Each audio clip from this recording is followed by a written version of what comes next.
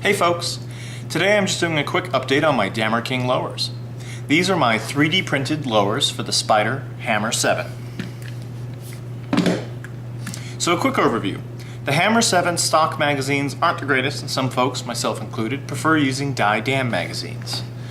Now this requires a little modification, and that is cutting away 2 aluminum tabs here and here to ensure that the die-dam magazine feeds right up to the breech and right in and mates up nicely. So I've been selling these for a couple years now, and there have been incremental updates as the design matures. But this update is pretty major compared to my previous incremental updates. So let me walk you through it, and then I'll show off my personal build. So the biggest and most important change is that I'm now using a paddle release rather than the button release my earlier versions used. There's now a small paddle right here. You click it, magazine comes out. The earlier models used a actual die-dam magazine release.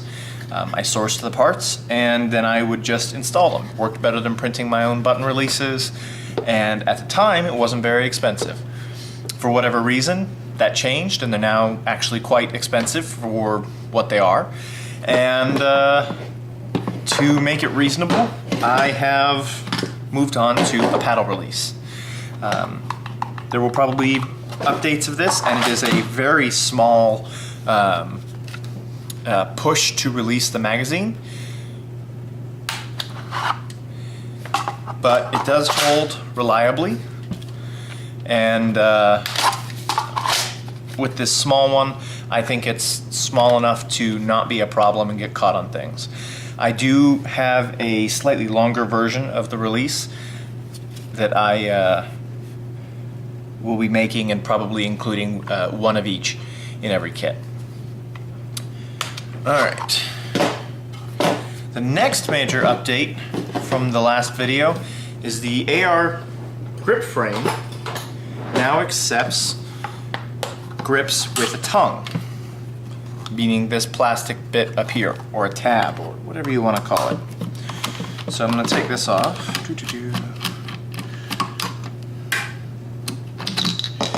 And you can see the difference from an earlier version. Needed that.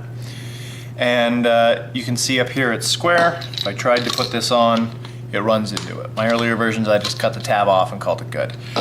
Wasn't happy with that, and so now there's a little bit of curve up there. If you're using an AR grip without a tab or tongue, it should mate up nicely to that curve then, and won't be a problem. In fact, it'll actually be nicer than using it with this, where this corner had to be curved just a little bit so it didn't dig into your wrist. So there's that. So the next update is the removal of 4 of the 5 T-nuts. There were 4.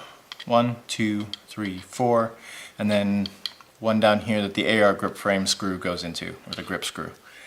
The new version only has the 1, and that'll be the one for the grip screw, and then all 4 of these holes will be tapped. At first I didn't want to do it because I was concerned about the pressure of holding the mag well on, stripping them out. But really I've done some tests on it and it really hasn't been an issue. In fact, it was more of an issue, and I eliminated these 2 probably a year and a half ago, because they're a very weak point on the frame and it could potentially snap right there because of the size of the hole needed for that square nut. So I got rid of that a while ago, and now I've decided to get rid of these 2 as well. Pretty simple.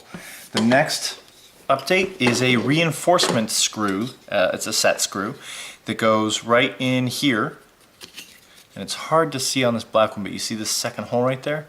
That gets threaded and a set screw goes through it. And that's just to help this tab. In some instances, this tab, due to forces, can start to separate right here. In a very few instances, it snapped off. It got pulled off because of the force.